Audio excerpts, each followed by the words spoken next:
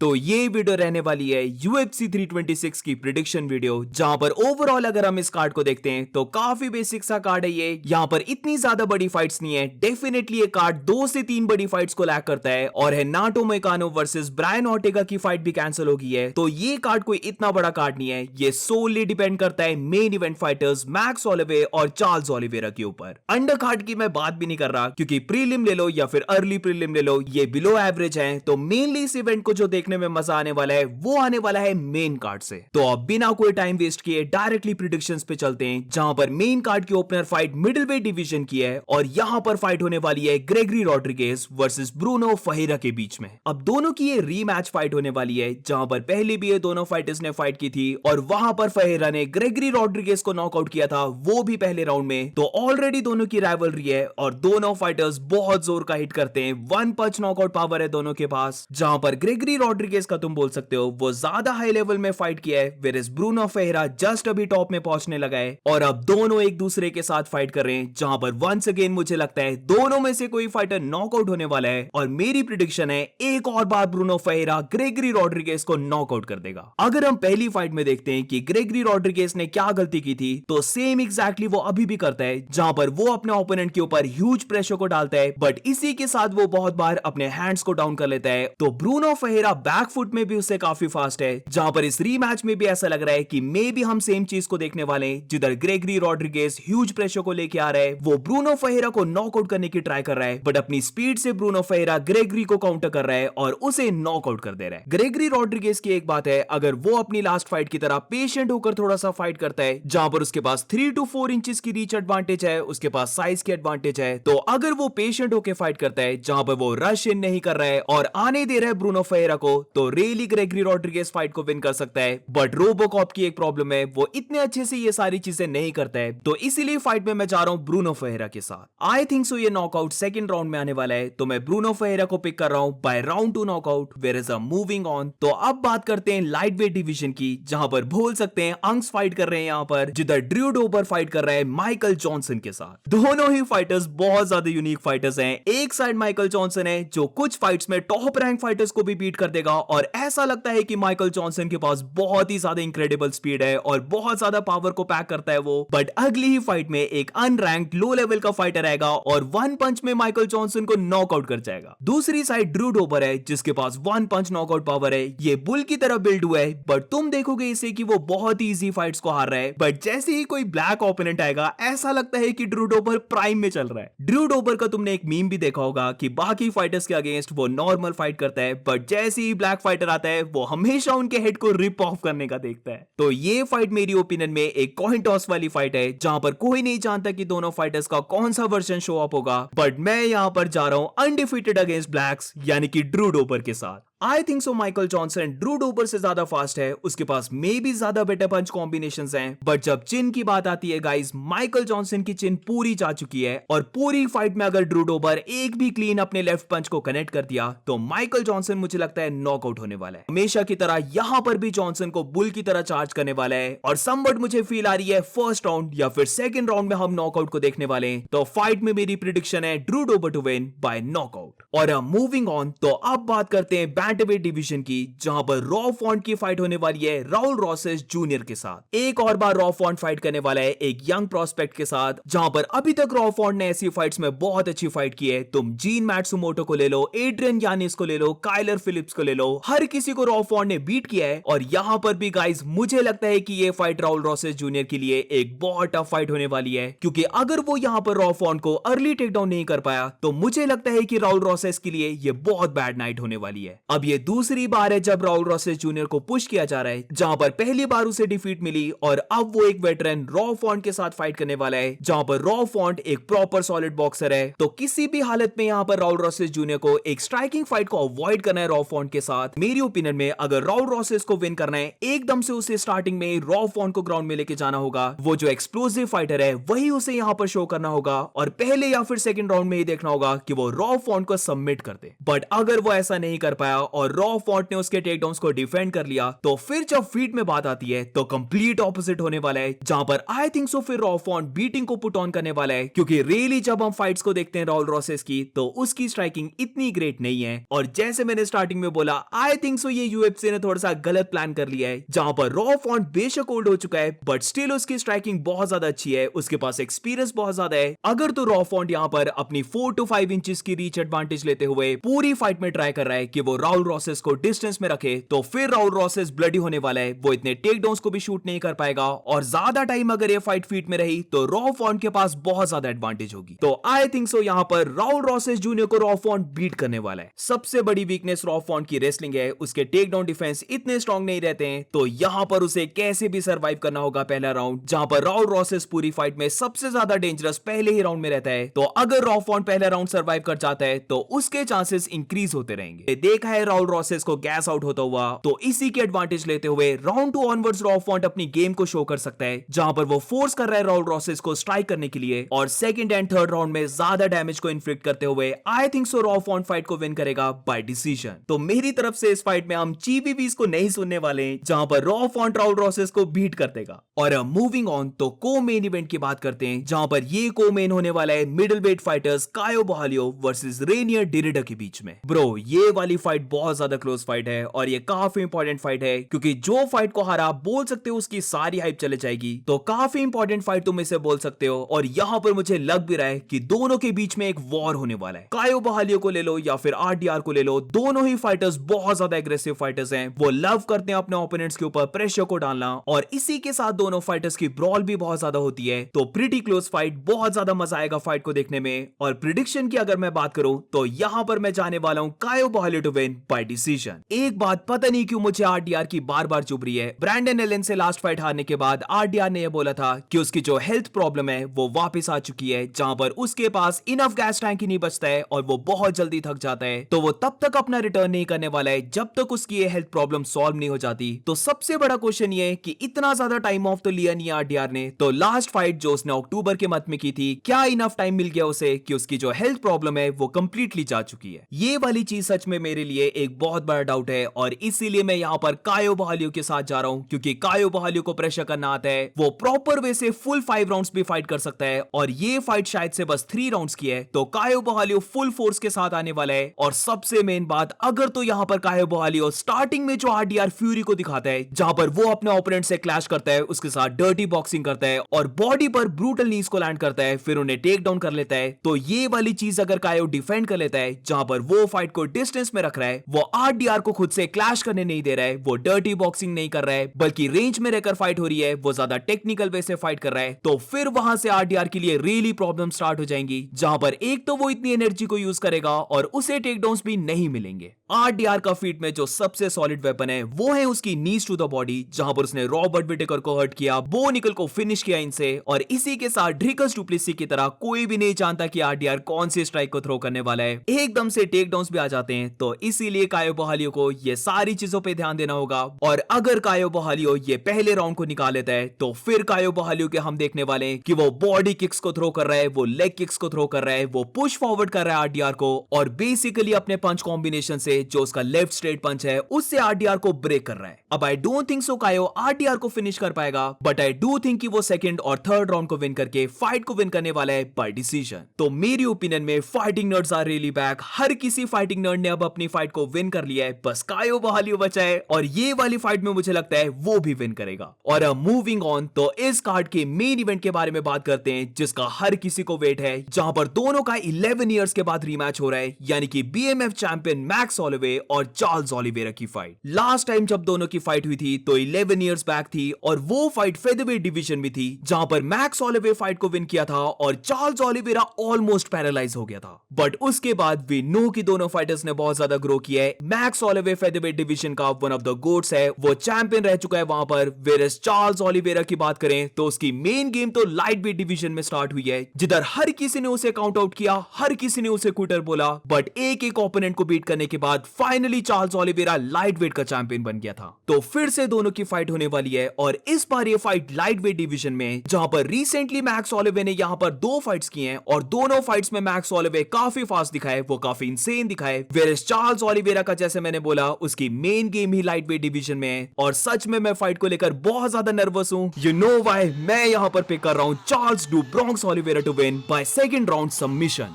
Bro ये Oliveira की redemption run चली हुई है, कोई उसे बीट नहीं कर सकता। चार्ल्स ओलिवेरा इन फॉर्म है और अब फाइनली ये रीमैच का मौका मिला है जहां पर मैं इस फाइट को ऐसे विजन कर रहा हूं कि चार्ल्स ओलिवेरा जैसे उसने माइकल चैंडलर की रीमैच में फाइट की थी एग्जैक्टली वो यहां पर वैसे करने वाला है, जिधर वो मैक्स ओलिवे के साथ हेवी ग्रैपलिंग करेगा। बट इसी के साथ मुझे ये भी लग रहा है कि जब दोनों के बीच में स्ट्राइकिंग भी होगी तब भी चार्ल्स ओलिवेरा मैक्स को हर्ट करने वाला है। आई रियली बिलीव कि जैसे चार्ल्स ओलिवेरा ने जस्टिन गेची को फिनिश किया था जहां पर फीट में वो पहले जस्टिन को हर्ट करता है और उसके बाद सबमिट करता है, तो एग्जैक्टली मैं यहां पर वैसे सोच रहा हूं कि मैक्स ओलिवे को भी चार्ल्स ओलिवेरा हर्ट करने वाला है और उसके बाद भी नो की ग्राउंड गेम चार्ल्स ओलिवेरा की बहुत ज्यादा इंसेन है। तो let's go round 2 submission by Charles Oliveira. हर कोई बात कर रहा है कि चार्ल्स ओलिवेरा की अब चिन नहीं है, उसकी चिन वीक है और मैक्स ओलिवे जस्टिन गेची को नॉकआउट करके आ रहा है। डस्टिन पोरियर को उसने मल्टीपल टाइम्स हर्ट किया, उसे ड्रॉप भी कर दिया। बट यहां पर तुम दूसरी साइड को भी देखो, चार्ल्स ओलिवेरा भी बहुत जोर का हिट करता है। मैक्स ओलिवे ने भी अपने करियर में बहुत ज्यादा बीटिंग ली है और लास्ट फाइट में डस्टिन ने उसे ड्रॉप भी कर दिया था। तो बेशक ओलिवेरा को तुम बोलो उसकी चिन वीक है, बट इसी के साथ ओलिवेरा की पावर भी बहुत ज्यादा इंसेन है, जहां पर Justin Gaethje, Michael Chandler, Dustin Poirier हर किसी को चार्ल्स ओलिवेरा ने हर्ट किया है। तो मुझे तो ऐसा नहीं लग रहा कि फीट में बस मैक्स ओलिवे ही शाइन करने वाला है। और एक बात में मैं एग्री करता हूं, यस मैक्स ओलिवे ज्यादा फास्ट रहेगा, उसके पास ज्यादा बेटर स्ट्राइकिंग है जहां पर वो स्पिनिंग किक्स को भी थ्रो कर सकता है, उसके पास वैरायटी ऑफ पंचेस हैं। वेयरएज ओलिवेरा की बात करें तो ओलिवेरा को पुश फॉरवर्ड करना आता है और वो ज्यादा स्ट्रेट पंचेस थ्रो करता है। तो हाँ मैक्स के पास वैरायटी ऑफ पंचेस ज्यादा हैं, उसके पास ज्यादा बेटर स्ट्राइकिंग है, बट मुझे लगता है कि ओलिवेरा उसे प्रॉपर वॉर देने वाला है फीट में। और जब ग्राउंड गेम की बात करते हैं तो दोनों के बीच में कोई भी मैच नहीं है। एलेक्जेंडर अगर मैक्स को ग्राउंड में लेके जा रहा है तो ओलिवेरा डेफिनेटली ये कर सकता है और आई एम रियली प्रेइंग पहले ही राउंड से ओलिवेरा ये स्टार्ट कर दे। सेम गेम प्लान फॉलो करना है जो उसने चैंडलर के अगेंस्ट किया था, जहां पर मैक्स के साथ स्ट्राइकिंग ही बहुत कम करनी, एकदम से उसके साथ क्लिंच वर्क और ग्रैपलिंग के एक्सचेंजेस। एक और बात तुमने देखी होगी, चार्ल्स ओलिवेरा